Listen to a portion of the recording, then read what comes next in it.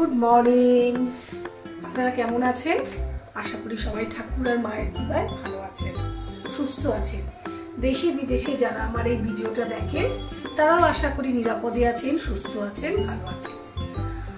আমি short and daily blogger Swapna আপনাদের কাছে আবার একটা নতুন সুন্দর ঝকঝকে তকতকে ব্লগ নিয়ে চলে এসেছি। আশা করি আপনাদের ব্লগটা ভালো লাগবে, আপনারা ব্লগটা পুরোটা দেখবেন, একটু স্কিপ করবেন না। তাহলে শুরু করা যাক।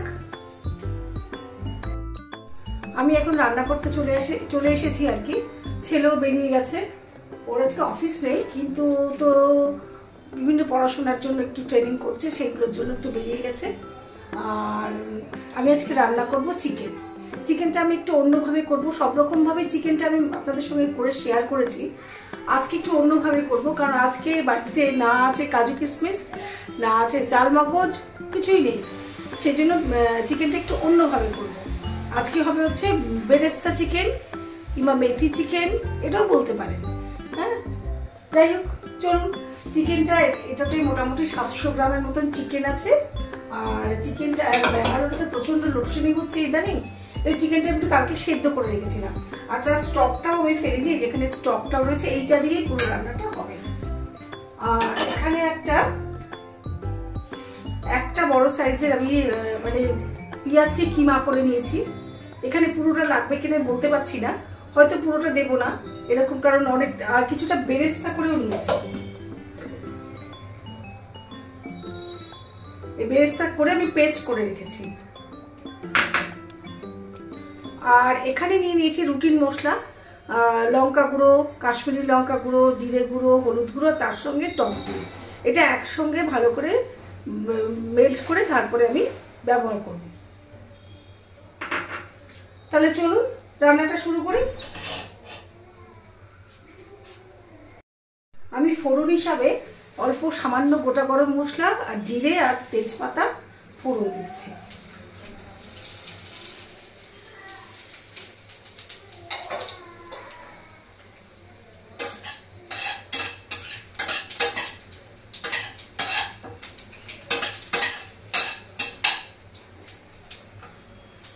এবারে পেঁয়াজ কুচিটা আমি দিয়ে দিচ্ছি, পুরোটাই দিয়ে দিলাম। এটা একটা বড় পেঁয়াজ কুচি দেওয়া আছে, পেঁয়াজ কোচানো আছে, মানে পেঁয়াজের কিমা আর কি। পেঁয়াজটা খুব মানে একদম কুচি করে কেটেছি।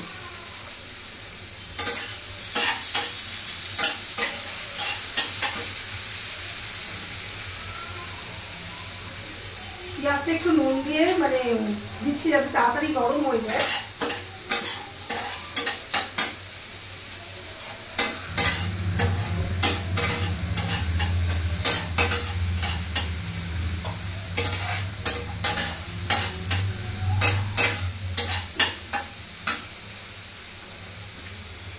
এরপরে দেবো আদা রসুন পেস্ট। আর তখন আপনাদের বলা হয়নি, আমি এতে একটা টমেটো আর 3টে কাঁচা লঙ্কা পেস্ট করে নিয়েছি।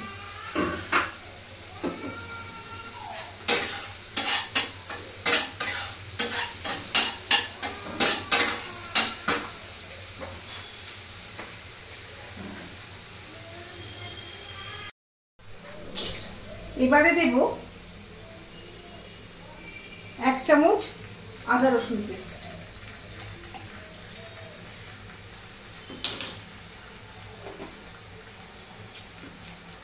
এটা একটুখানি গন্ধটা কাটিয়ে নিতে হবে, তার জন্য একটু ভাজা ভাজা করে নিচ্ছি, একটু কষিয়ে নিচ্ছি আর কি।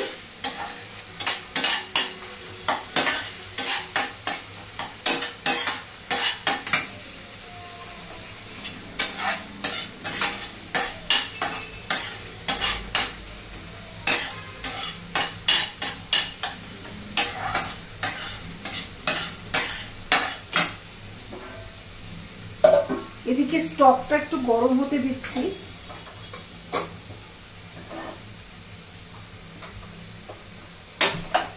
চিকেন স্টকটা একটু গরম হতে দিচ্ছি, কারণ এটা মাঝে মাঝে ব্যবহার করব, আর কোনো এক্সট্রা জল ব্যবহার আমি করব না। তাও পুরো চিকেন স্টকটা ব্যবহার হয়তো করব না, কারণ চিকেন থেকে তো অনেকটাই জল ছাড়ে। এই যে এটা মোটামুটি ভাজা ভাজা হয়ে এসছে। কাঁচা গন্ধটাও কিছুটা গেছে।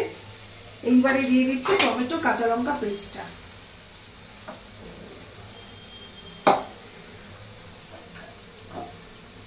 এই স্টকটাই এর মধ্যে দিয়ে একটুখানি ঠিক করে দিলাম।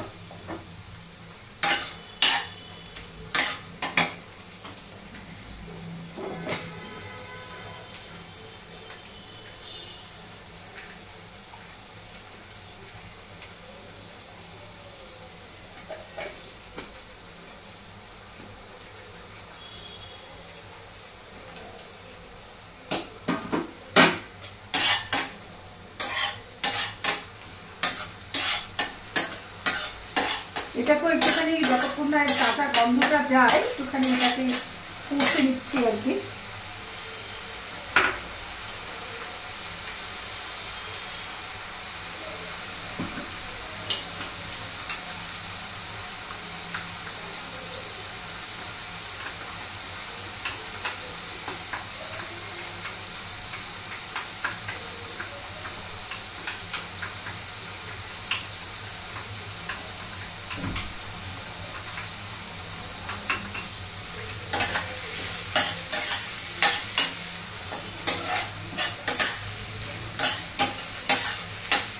এটা মোটামুটি কষা হচ্ছে। এইবারে এখানে দিলাম টক দই আর সঙ্গে রুটির মশলাগুলো একসঙ্গে পেস্ট বানিয়ে এটা দিচ্ছি। যেহেতু আমি টমেটো ব্যবহার করেছি ওই জন্য টক দইয়ের পরিমাণটা একটু কমই দিয়েছি। যদি টমেটো না থাকে তাহলে টক দইয়ের পরিমাণটা বাড়িয়ে দিতেও পারি।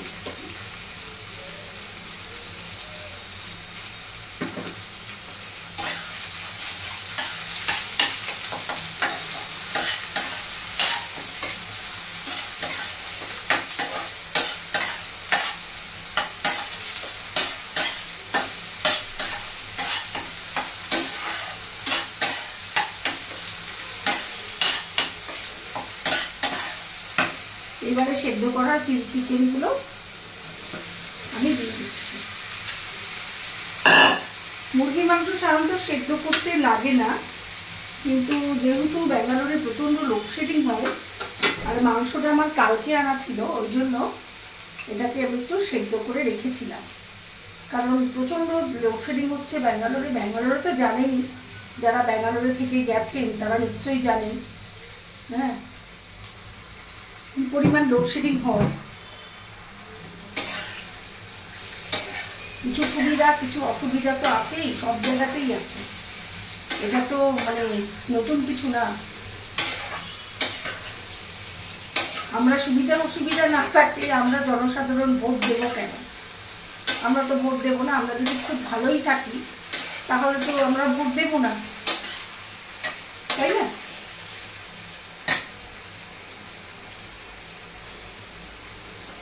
এবারে একটু নুন দেব।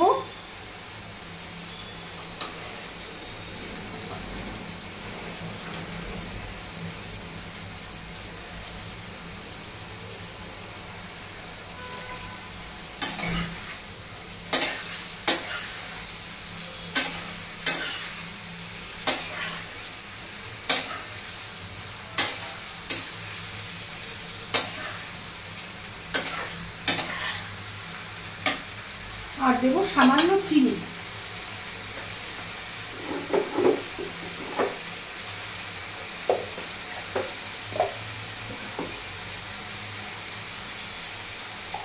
চিনি না দিলে তো তরকারির টেস্টই আসে না। টেস্ট কালার কোনোটাই আসে না চিনি না দিলে।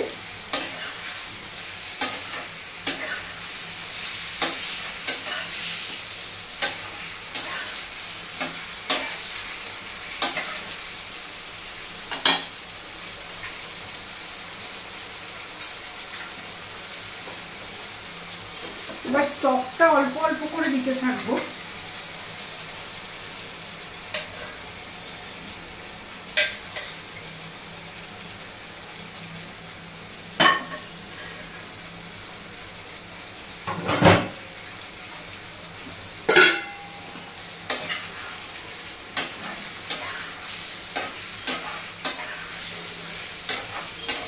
দিয়ে এটাকে অনেকক্ষণ ধরে কষবো।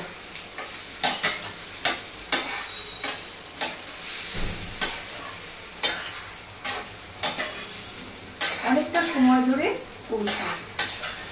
যে কোনো তরকারি বা মাছ মাংস সব কিছুরই সাধারণত কষার উপরে রান্নার টেস্ট ডিপেন্ড করে। আর পরিমাণ মতন মশলা তেল ব্যবহার আর কি।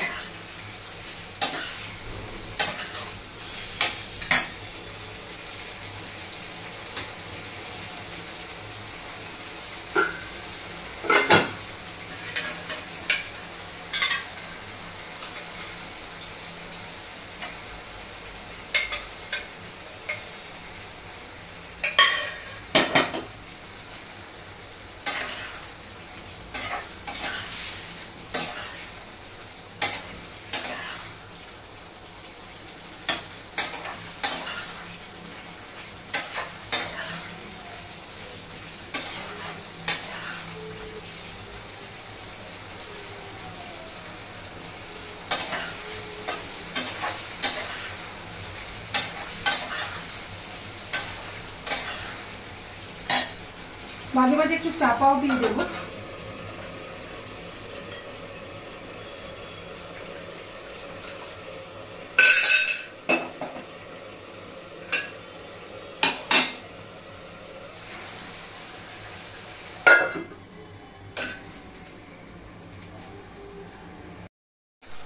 এবারে বেরেস্তা পেস্টটা দেব।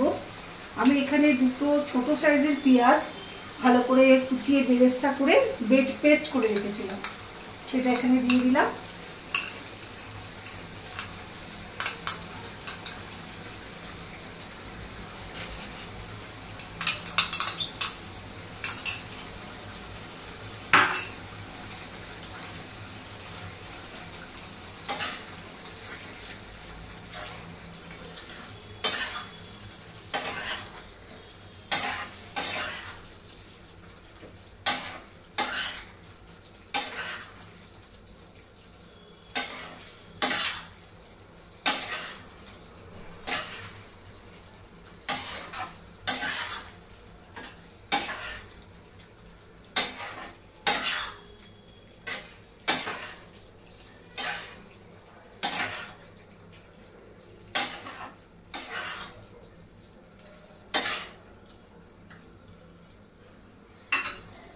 আর আরেকটুখানি স্টক দিয়ে দিলাম, কারণ আমি একটুখানি গ্রেভিটা রাখবো।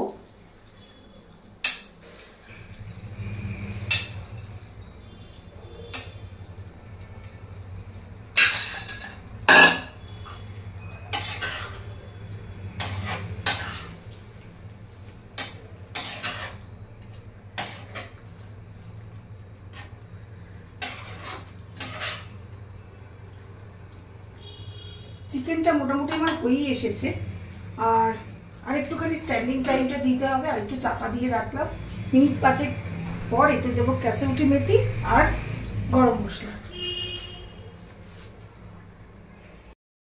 এতে অ্যাড করছি একটুখানি ঘি, কারণ ঘি মাংসের টেস্ট বাড়ায়। আর ঘি আর গরম মশলাটা আগে অ্যাড করে নিচ্ছি, লাস্টে আমি কাসুরি মেথিটা দেবো।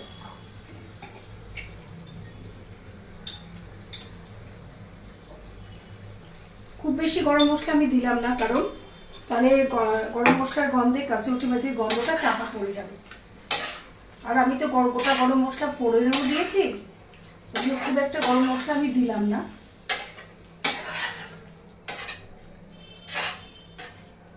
এটা যদি সেদ্ধ না করে হতো তাহলে আরেকটু বোধহয় ভালো হতো, কারণ আমি তো বাধ্য হয়ে সেদ্ধটা করেছি।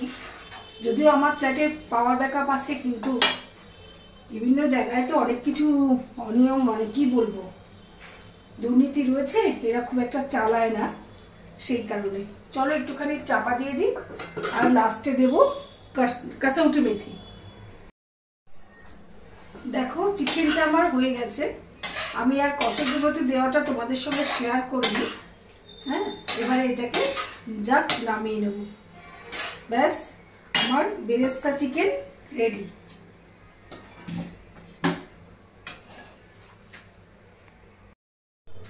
চলো আমার বেরেস্তা চিকেন রেডি, দেখিয়ে দিলাম তোমাদের রেসিপিটা। অবশ্য অনেকেই জানো এটা এমন কিছু বিরাট কঠিন রেসিপি নয়, তবু তোমাদের দেখিয়ে দিলাম। আর আজকে আরও কিছু কথা বলতে তোমাদের কাছে আমি আসতে বাধ্য হলাম, কারণ বেশ কিছুদিন ধরে দেখছি বিদেশের যে প্রবাসী ভারতীয়রা তারা সোশ্যাল মিডিয়ায় ভীষণ প্রতিবাদ করছেন। খুব ভালো কথা, প্রতিবাদ করছেন, ভীষণ ভালো লাগছে দেখে। কিন্তু আমার মনে হয় তার পেছনে কিছুটা ভিউজের জন্য তারা এই জিনিসটা করছেন। কারণ আমার ঘরের কোনো সমস্যা হলে, কোনো অশান্তি হলে আমি প্রতিবেশীর বাড়িতে গিয়ে ঘরের লোকের বিরুদ্ধে প্রতিবাদ করব না। হ্যাঁ, প্রতিবেশীদের নিশ্চয়ই দরকার হয়, নিশ্চয়ই দরকার হয়। ঘরের সমস্যা মেটানোর ক্ষেত্রে অনেক সময় প্রতিবেশীদের লাগেও। কিন্তু এখনকার বর্তমান যে পরিস্থিতি, যা বর্তমান যুগে, বিশেষ করে করোনার পর থেকে প্রতিবেশীরা কিন্তু সবসময় বিভিন্ন যে গার্হস্থ্য নারী নির্যাতন হয় সেখানে কিন্তু এগিয়ে আসে না। আমি একজন মহিলার কথা বলবো, কি বলবো, উনি সাংঘাতিকভাবে নির্যাতিত। ওনার প্রতিবেশী ওনাকে বলছেন যে তুমি অ্যাডজাস্ট করে নাও। এরকম বহু ক্ষেত্রে আছে, বহু ক্ষেত্রে আছে।